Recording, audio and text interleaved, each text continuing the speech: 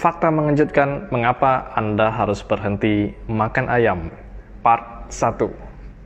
Di seluruh dunia, kita bisa menemukan bahwa ayam atau chicken dijadikan sebagai makanan. Bahkan tanpa lauk ayam, nggak bisa makan katanya. Dan kebanyakan kita menganggap bahwa ayam itu lebih sehat jika dibandingkan dengan makan sapi. Tetapi itu semua hanya ilusi, hanya bohong besar.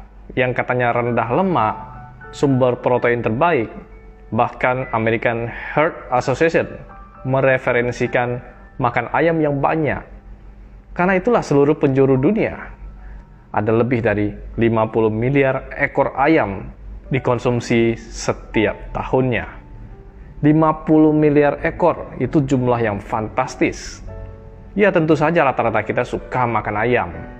Tanpa ayam, ya nggak selera makan. Sebenarnya ayam bukanlah makanan yang sehat.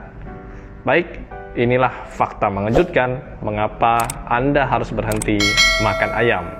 Saya Doni, kita di acara Vegetal.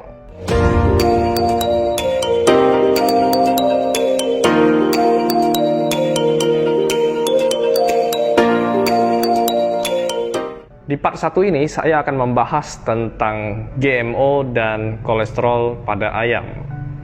Suatu penelitian dilakukan oleh lembaga ahli diet di Amerika mendapatkan fakta bahwa dampak kolesterol dari red meat, daging merah seperti sapi, babi, dan hewan kaki 4 lainnya, itu beda tipis dengan yang white meat, yaitu daging putih seperti ayam dan ikan. Jadi bila mengganti daging sapi dengan daging ayam, tentu saja nggak ada bedanya.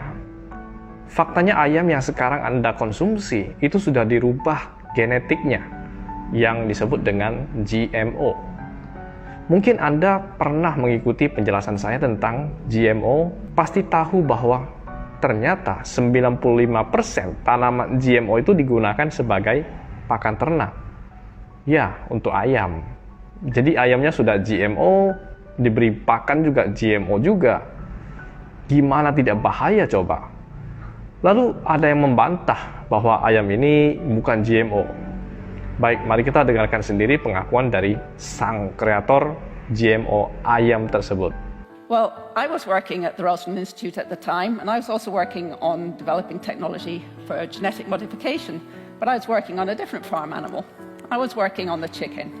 And this is one of my chickens, a very fine-looking animal, and he is in fact genetically modified. So we were developing a technology. We had to make different inventions to genetically modified chickens compared to sheep. But this is a genetically modified chicken, and if you looked at a couple of his chicks, which I show here, we introduced a new gene which was passed on to one of his chicks and not the other.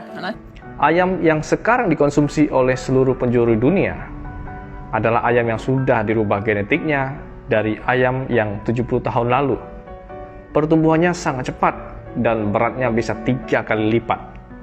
Karena ada propaganda yang mengatakan bahwa makan ayam itu sehat, lebih sehat jika dibandingkan dengan makan kaki 4, seperti sapi, kambing, babi, dan lain-lain, maka mereka menciptakan ayam yang tubuhnya itu lebih besar, dadanya lebih gemuk gitu. Bahkan untuk berjalan saja sudah nggak mampu ayam tersebut. Karena pertumbuhan tulang yang belum sempurna di usianya yang masih sangat muda. Anda tahu berapa usia ayam yang malang tersebut? Ya, hanya 48 hari. Ayam-ayam itu akan dijagal dan dijual sebagai yang kita sebut makanan. Jadi ayam itu datang ke dunia dari dia menetas hanya 48 hari. Dikurung di tempat yang sempit dan pengap dan berakhir hidupnya. Tragis bukan? Bila Anda ingin menurunkan kolesterol Anda atau ingin diet untuk menghilangkan lemak, lalu Anda ikut kata pakar, diet yang bisa menggantikan lauk dengan hewan kaki 4, dengan ayam, maka tidak akan ada gunanya karena ayam memiliki dampak kolesterol yang sama dengan hewan kaki 4. Karena ayam sekarang lebih besar lemaknya 10 kali lipat jika dibandingkan ayam ratusan tahun yang lalu. Ini penelitian yang dilakukan lembaga ahli nutrisi dan diet. Namun anehnya, kesimpulan dari penelitian tadi, mereka mengatakan Anda boleh makan sapi agar seimbang pola makannya untuk mengontrol kolesterol Anda. Bukankah kedengarannya lucu? Begini ceritanya, ini sama saja membandingkan Coca-Cola dengan Pepsi. Walaupun Coca-Cola memiliki lebih sedikit kandungan gula dibandingkan Pepsi, yaitu 16 sendok teh per botol dibandingkan 15 sendok teh. Jadi lembaga penelitian diabetes mengatakan bahwa Coca-Cola dan Pepsi memiliki dampak diabetes yang sama. Dan mereka menyimpulkan bahwa keduanya tidak baik. Namun direferensikan untuk konsumsi keduanya agar seimbang. Sungguh tidak masuk akal. Dan kolesterol tadi akan menjadi sumber masalah bagi kesehatan kita yang akan menyebabkan diabetes, penyempitan pembuluh darah, dan stroke. Jadi inilah pentingnya edukasi tentang vegetarian. Kita membahas sampai ke akar-akarnya, karena saya tanpa beban apapun. Saya yakin para peneliti itu tahu juga bahwa konsumsi ayam itu berbahaya, tetapi tidak bisa mengatakan hal sebenarnya kepada masyarakat, karena ada kepentingan perusahaan besar yang mendapatkan keuntungan dari peternakan ayam tadi, tanpa mau tahu bahaya pada kesehatan manusia. Semua bisa ditutupi demi profit, demi uang. Mungkin juga karena ini adalah konspirasi, agar manusia gampang sakit. Dan kalau kena kanker, maka siapa yang untung besar? Anda pasti tahu jawabannya.